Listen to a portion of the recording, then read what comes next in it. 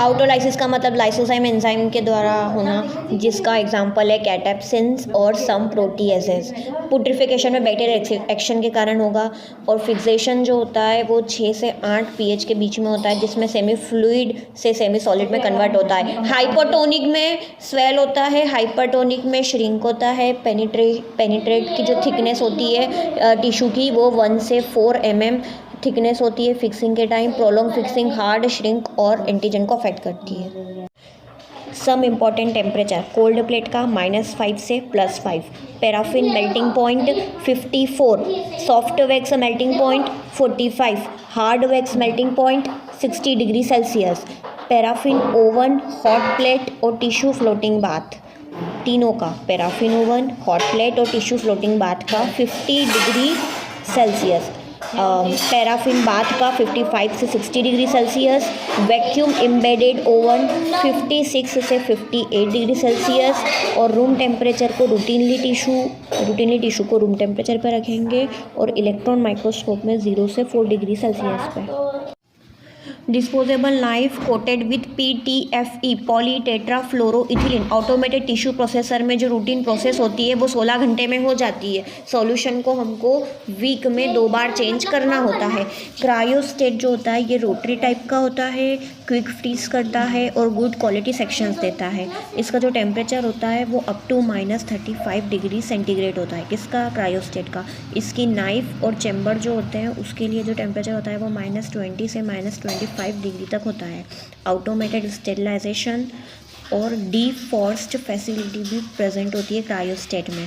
Specimen origination, cutting, speed control, ये सारी facility होती है क्रायोस्टेट में। स्पेसिमेन के टेम्परेचर की बात करते हैं। स्पेसिमेन टेम्परेचर में जो ऑर्गन होते हैं जैसे कि spleen, kidney, thyroid, lymph node और लीवर, इनके लिए टेम्परेचर होता है -12 से -16 डिग्री सेल्सियस। जबकि जो सॉफ्ट टिश्यूज़ होते हैं जैसे स्किन, मसल और ब्रेस्ट, ये -20 डिग्री से -30 डिग्री सेंटीग्रेड तक होते हैं। उसके अलावा सेलॉइडिन, जिलेटिन और पैराफिन जो होते हैं ये भी मीडियम होते हैं। ठीक है। इंसिजन बायोप्सी जो होती है, इसमें इंसिजन का मतलब होता है ओनली लीजन का पोर्शन जो होता है, जो कि हम डायग्नोस्टिक पर्पस के लिए यूज़ करेंगे। एक्सीजन बायोप्सी जिसमें इंटायर लीजन को हम निकाल लेंगे विथ नॉर्मल रिंग के साथ, ये भी डायग्नोस्टिक और थेरेप्यूटिक पर्पस के लिए यूज़ किया जाता है। पंच बायोप्सी जिसमें tissue bit from ulcerative lesion. Endoscopic biopsy मतलब visual abnormality and remove abnormal part. Cone surgery मतलब कि uterine cervix only. Cone surgery uterine cervix only. Routinely tissue room temperature पर रहता है। इलेक्ट्रॉन माइक्रोस्कोप का 0 से 4 degree पर इलेक्ट्रॉन माइक्रोस्कोप में रहता है।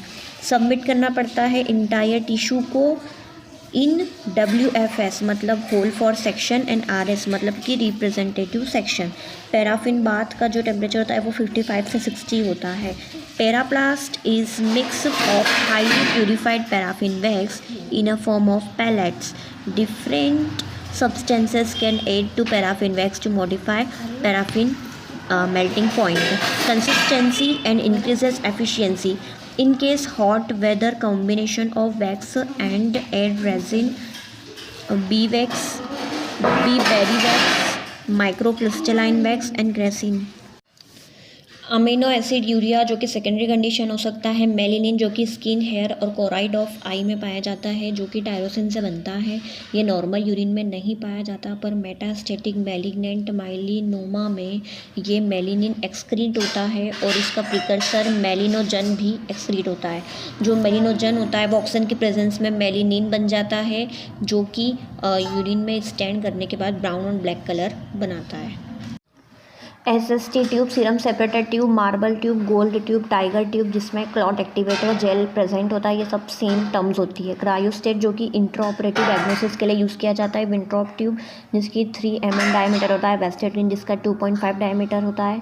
नॉर्मोब्लास्ट जो कि RBC विथ न्यूक्लियस भी कहलाती है, जो कि 6 महीने तक रहती है। CSF का अगर सीक्वेंस में देखें तो BMP उसका न्यूमोनिक होता है, मतलब पहले बायोकेमिस्ट्री, फिर माइक्रोबायोलॉजी, फिर पैथोलॉजी। और सीमेन में फ्रक्टोज यानी कि रिसोर्सिनॉल रेजिन का यूज़ करते हैं।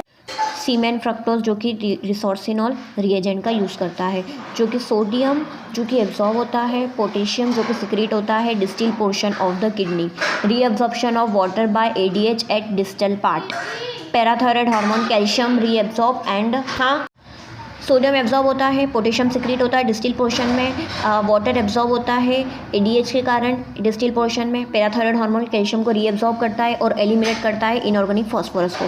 पॉलीयूरिया मतलब कि 2000 से ज़्यादा, ऑलीयूरिया मतलब कि 500 से कम।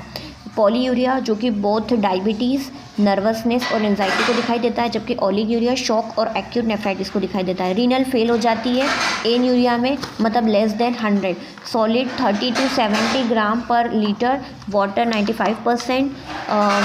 मॉर्निंग यूरिन क्वांटिटेटिव टेस्ट के लिए होती है, जबकि 24 आवर्स की क्वांटिटेटिव के लिए होती है। Morning qualitative, 24 hours quantitative. Reaction pH specific gravity is physical examination. Specific gravity random की बात करें तो 1.003 से 1.035, जबकि 24 आवर्स की 1.015 से 1.030।